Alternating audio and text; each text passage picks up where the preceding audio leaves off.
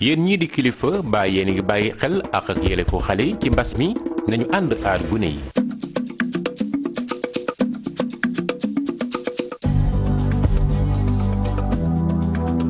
Messieurs, bonsoir. Il est 20h sur les antennes de la télé Futur Média. C'est parti pour le sommaire de cette édition avec la randonnée macabre du coronavirus qui ne faiblit toujours pas au Sénégal. Encore 3 décès annoncés ce dimanche. 127 nouveaux cas ont été recensés, dont 21 issus de la transmission communautaire. Des éleveurs s'élèvent contre la présence du projet américain Heifer au niveau du ranch de Doli. En assemblée générale ce dimanche, ils demandent au ministre de l'élevage de rejeter ce projet qui va à l'encontre des intérêts des éleveurs. On tourne dans cette édition au Lac Rose avec un zoom sur l'extraction du sel du plus gros site en Afrique de l'Ouest. Vous verrez que l'or blanc fait le bonheur de beaucoup de familles. Et puis le monde sportif endeuillé par la disparition d'Abdoulaye Sey Moro, l'ancien président de la FIBA, s'éteint à l'âge de 91 ans. Voilà le sommaire de cette édition. Tout de suite le développement.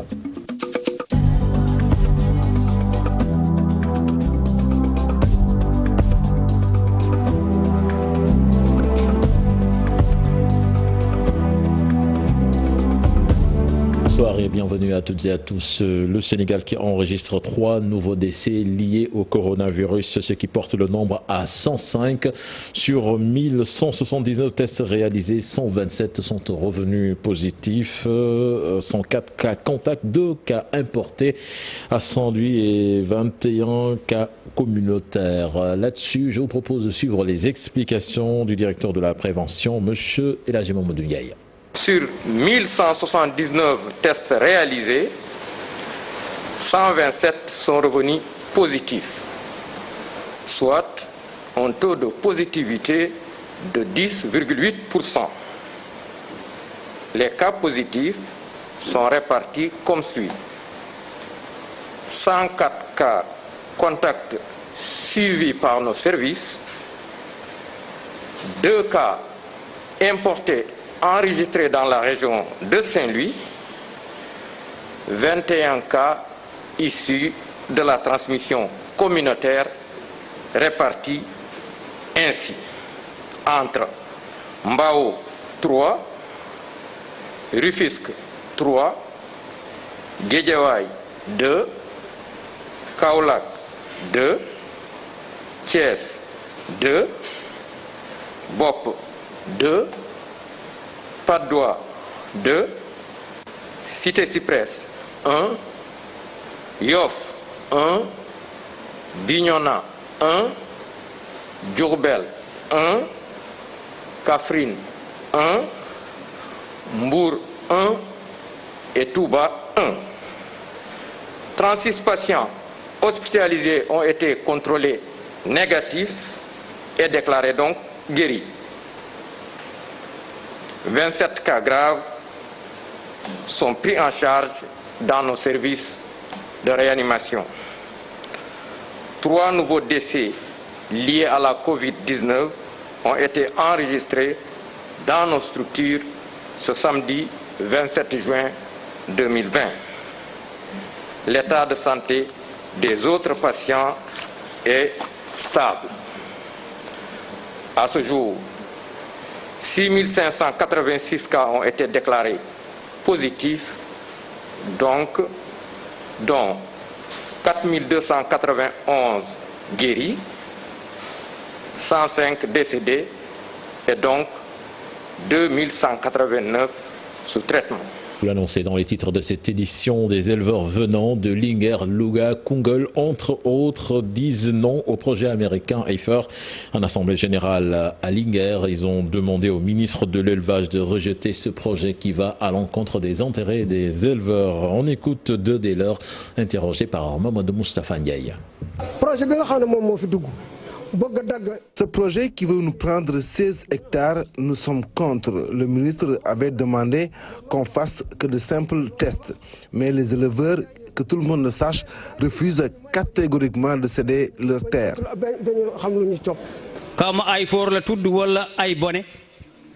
Nous voulons que ce projet quitte le ranch de Doli. Il n'est pas invité, nous n'en voulons pas.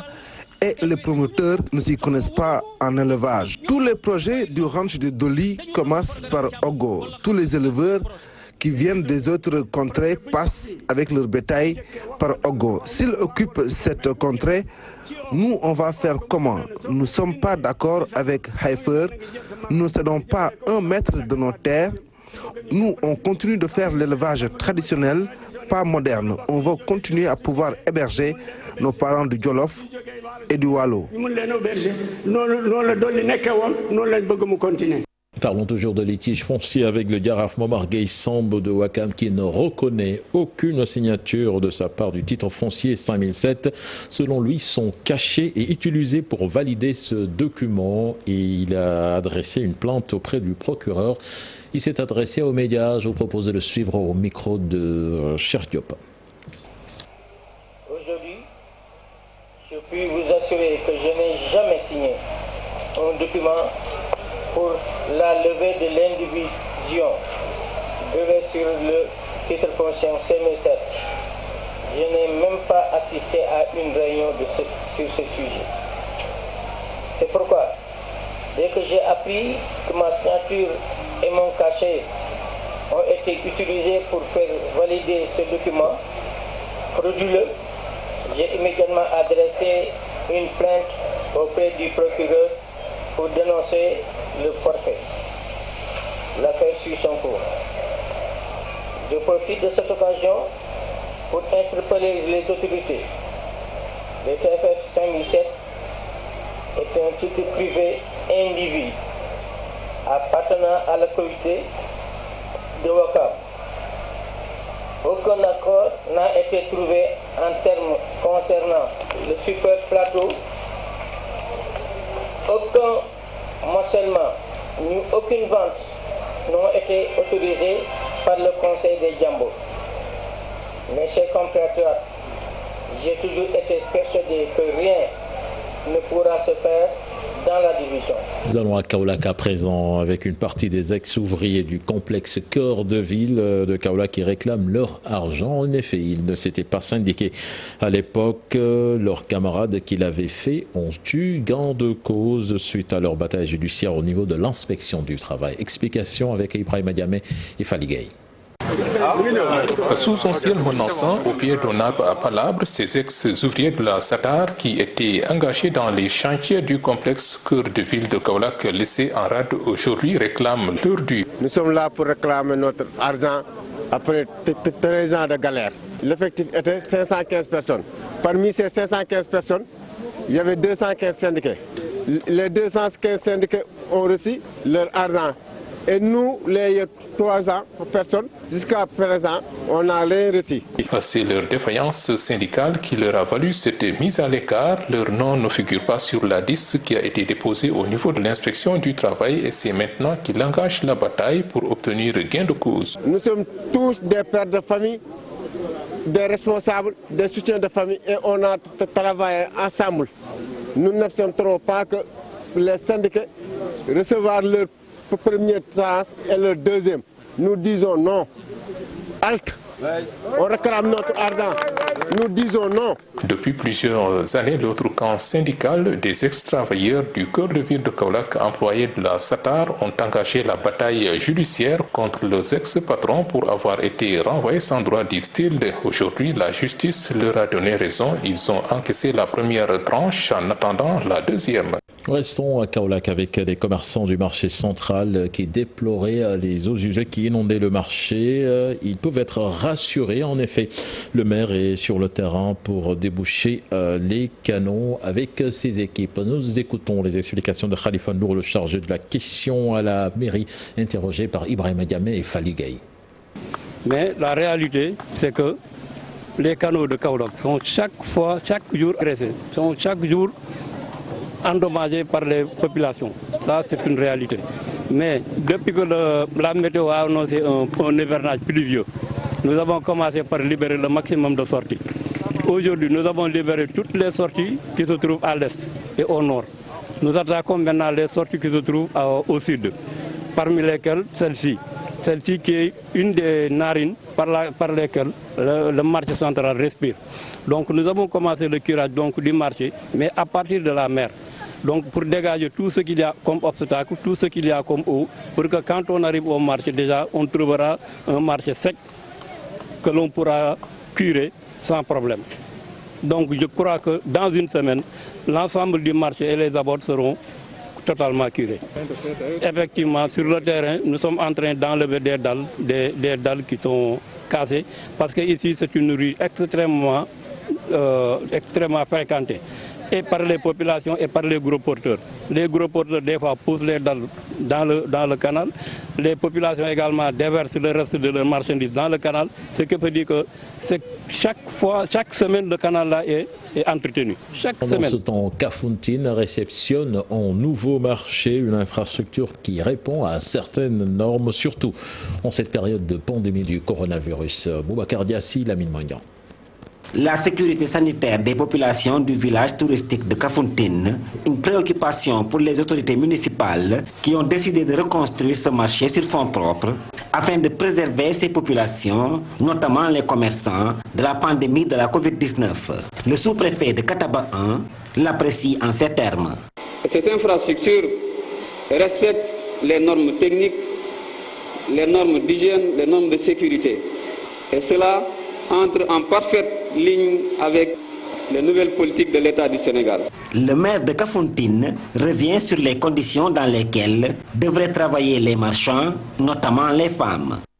Nous avons tenu à ouvrir ce marché pour les populations de Kafountine, puisque nous sommes déjà à l'hivernage, pour permettre aux femmes de faire leur travail, de faire leur commerce dans de bonnes conditions, pour que ça participe à renforcer l'attractivité de la commune, puisque c'est une commune touristique. Il faut dire que d'autres projets sont en cours dans la commune de Kafountine, notamment celui permettant aux populations des nombreuses îles de cette commune d'accéder à l'eau potable. Boubacar Diassi, 4 communes de la zone du Diassing signent une convention d'intercommunalité pour le développement de leur localité. Les communes de Dibabouya, Bemet et Marsassoum ont décidé de s'unir donc pour la prise en charge de leurs préoccupations comme le vol de bétail, l'aménagement des vallées du Diassing, entre autres. Nous écoutons les explications de l'adjoint au maire de Marsassoum interrogé par Bakary Conté et Khalid Yamé. Voilà pourquoi le GRDR, en tant que partenaire technique, a accepté de nous accompagner donc, pour réaliser 3 actions, notamment la mise en place ou la création de marchés hebdomadaires dans les 4 communes. Et ces marchés donc, vont fonctionner bientôt. Donc, ils vont aussi installer dans chaque commune donc, un moulin à pâte d'arachide, mais aussi et surtout ils vont accompagner le projet d'école de l'école 3 de Marsassoum, donc pour des projets d'aménagement maraîcher et autres. Il y a de ces problèmes qu'on a en commun, on ne peut les gérer qu'en étant en commun. Donc je pense que des stratégies seront trouvées pour que vraiment des sensibilisations soient faites pour endiguer ce fléau qui aujourd'hui impacte négativement sur le développement de l'élevage au niveau du Diassing. Je veux parler du vol de bétail. Et d'autres problèmes d'ailleurs même qui sont consécutifs au fonctionnement du Diassing, notamment le problème d'enclavement et de désenclavement à l'interne. Je pense qu'aujourd'hui notre souhait c'est de relier tous les villages et hameaux au niveau du Diassing afin nécessairement que la mobilité soit actée et aussi de promouvoir quelque part ce qu'on appelle la migration pour le développement et d'accompagner les projets en cours, notamment dans le cadre de la promotion de la gente féminine. Dans la région de Tambacounda, au début de l'hivernage, des vents violents ont causé d'énormes dégâts dans les plantations de bananes. Le non-respect des bonnes pratiques culturelles, l'absence de brise-vent à l'origine, un projet est cependant lancé pour améliorer l'offre de la banane. Les explications de Moussa Omargui. Un appui consistant et un encadrement technique durable, les 5325 petits producteurs peuvent à travers le projet Amélioration de la productivité et de la compétitivité de l'offre de la banane franchir un grand pas pour combler le déficit des besoins nationaux en banane. En leur dotant d'équipements d'irrigation et de petits équipements pour l'entretien des périmètres de bananes. Nous allons également les appuyer donc, pour tout ce qui est également fertilisant. Et lorsque nous parlons de fertilisants, nous parlons de biofertilisants. Parce que nous allons vers la production de l'agriculture biologique, de la banane bio, en certifiant donc la production bio. Parce que notre ambition, c'est d'aller vers l'exportation. Avec les bonnes pratiques de culture, la filière banane bio pourrait enfin être préservée des pertes énormes liées aux vents violents et inondations qui jadis faisaient fuir les investisseurs dans la zone des bananeraies. Si vous prenez l'exemple des vents qui ont eu lieu récemment dans la zone, à Sédhiou ou à Tambacounda, il y a beaucoup de plantations de bananes à terre parce qu'un certain nombre de bonnes pratiques n'ont pas été respectées. Ne serait-ce l'espacement donc, des différentes plantations, ne serait-ce également les brisements, c'est des éléments qui rentrent dans les bonnes pratiques. Lors de la visite de terrain pour le lancement du projet dans les plantations de bananes à Nguyen, le directeur général de l'horticulture, Dr Macoumba Diouf, rassure. D'importantes mesures sont déjà prises pour faciliter l'atteinte des objectifs. Cool, c'est dans le département de Tivaouane, des étudiants, élèves et des femmes en plein dans la ruralité, dans ce contexte plutôt de pandémie du coronavirus. Les navétanes vont se faire dans les champs. Le concept, une ASC en champ est développé. Des jeunes pratiquent le maraîchage sur des centaines d'hectares de terre, nous disent nos correspondants sur place, Gérard Diop et Seyla Tire. En plein champ, nous sommes à Sacre, dans la commune de Koul. Le concept, une ASC, un champ est développé ici, une manière de faire face à la pandémie et à l'appauvrissement général. Puisque nous avons assez de terre et que aussi les ASC se regroupent que des jeunes. C'est dans ce contexte que nous avons initié ce programme dénommé une ASC. Un champ. Il s'agit avec ce programme de former des acteurs et des producteurs locaux pour le développement communautaire à la base. Selon le maire de Koul, ce programme est extrêmement important. Il prend en charge les préoccupations du monde rural et donne également des réponses concrètes au chômage des jeunes et à l'exode rural. C'est vraiment un moyen de maintenir et les femmes, mais surtout les jeunes du village ou bien des villages. Moi, je me suis dit en tant que maire, donc les navétanes vont se faire dans les champs. C'est pourquoi on a financé 11 ASC et chacune d'elles aura 100 kg d'arachide décortiqué, 3 sacs d'engrais pour les accompagner. Tous les groupements de la commune aussi recevront des semences de bissap, mais des semences de qualité. Ces fermes agricoles et ces champs, à terme, la création de 6 000 emplois est visée. Le maire de la localité en appelle à l'État. Pour lui, tout cela doit être accompagné par du matériel agricole. Je vous l'annonçais dans les titres de cette édition, la zone touristique du Lac Rose, c'est aussi l'extraction du sel. Le plus gros site en Afrique de l'Ouest, l'or blanc, comme on le surnomme, fait nourrir beaucoup d'hommes et de femmes. En sujet signé Fatou Bintou Conté et Tierno Laurent Mendy. Le Lac Rose est aussi appelé Lac Redba. Ici, l'une des principales activités de l'extraction du sel. Seydou est ramasseur, il tente d'expliquer comment tous les jours il arrive à remplir ses barques de l'or blanc. Nous allons jusqu'au milieu du lac pour puiser le sel avec une pelle. On fait des tas avant de le sortir de l'eau avec cet outil. D'ailleurs, il nous révèle que le mois de juin, ce sont les moments de grosse activité sur ce lac. Le mois de juin est la meilleure période. Chacun de nous peut amasser environ 2 pirogues. Tout ce qu'on gagne, c'est en ce moment-là qu'on le gagne. Malgré la pénibilité de leur métier, ces ramasseurs vendent la bassine à 150 francs aux commerçants revendeurs. La bassine coûte 150 francs CFA. Avec 80 bassines, on se fait environ 12 000 francs. On paye au coxeur 2 500 francs et il nous reste 9 500 francs de la journée. Dans ce site, ce sont les femmes qui servent de rabatteuses et vident les barques à 2 500 francs pour en faire ces tas de monticules. Au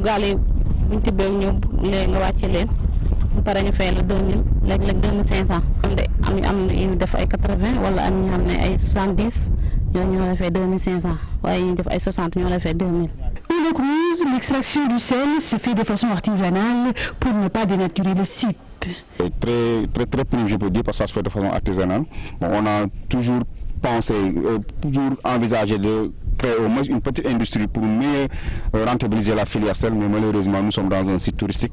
Vraiment l'État veut préserver le caractère artisanal de l'exploitation pour ne pas défigurer l'environnement. Mais un repos biologique de 9 mois est observé pour permettre au sel de régénérer. Chaque fin d'hivernage, on observe un repos biologique. On ferme le lac pendant 8 à 9 mois et en général on ouvre au mois de juin. Vous avez la qualité du sel, on a la qualité, on a de la quantité. Près de 24 000 tonnes de sel sont récoltées chaque année sur ce lac long de 4 km avec 800 mètres de large. L'ancien dirigeant sénégalais de la FIBA n'est plus Abdoulaye Seye, le dirigeant émérite du basketball sénégalais, africain et mondial, est décédé ce matin à l'âge de 91 ans. L'ancien basketteur, puis arbitre et président d'instance, a grandement contribué au développement et au rayonnement du basket au Sénégal, en Afrique et dans le monde. Cher Sadibou Diarra. Abdoulaye Seye Moro, la figure de proue du basketball sénégalais, pendant longtemps a tiré sa révérence. L'ancien pratiquant et dirigeant de la discipline s'en est allé à l'âge de 91 ans. Des années bien remplies pour le natif de Louga, le 12 novembre 1929. Directeur de banque dans sa vie professionnelle, Abdoulaye Seye Moro est devenu un monument de son vivant par la grâce du basketball. Il débute sa carrière de basketteur en 1955 au Foyer France-Sénégal. En 10 années de présence dans ce club, il a eu à remporter le titre de champion de l'AOF. Seye Moro devient par la suite arbitre avant de présider à la commission de ses pairs. Le fondateur du Dakar University Club gravit rapidement les échelons au sein de la Fédération sénégalaise de basketball. Il est le président de l'instance de 1975 à 1993, participant au rayonnement du basketball sénégalais en Afrique. Lyon et Lions du Sénégal sont titrés sur la scène continentale, faisant la renommée d'Abdoulaye Seye Moro, qui est porté à la tête de l'AFABA, la FIBA Afrique. De 1993 à 1998, il modernise le basketball africain. De hauts faits d'armes qui l'amènent à la présidence de FIBA Monde de 1998 à 2002. Il est le deuxième Africain à accéder à ce statut. Le 8e président de la FIBA Monde revient au pays pour diriger le Comité national olympique, le CONOS, de 2002 à 2006. Abdoulaye Seye Moro fut également membre d'honneur de la Fédération sénégalaise de basketball, membre de la commission d'éthique de la FIBA Monde, président d'honneur de cette instance qui l'intègre dans son panthéon des anciens en 2010 à Genève, en Suisse. Un parcours exceptionnel pour le dirigeant qu'était Abdoulaye Seye Moro. Voir la salle de Dakar Arena de Diamniadio porter son nom pour contribuer à l'immortaliser. C'est en tout cas un vœu dans le lanterneau du basketball sénégalais. Merci à vous, cher Sadibou Diarra. C'était le dernier élément de ce journal. Excellente suite de programme en compagnie de la Télé Futurs Médias. Au revoir.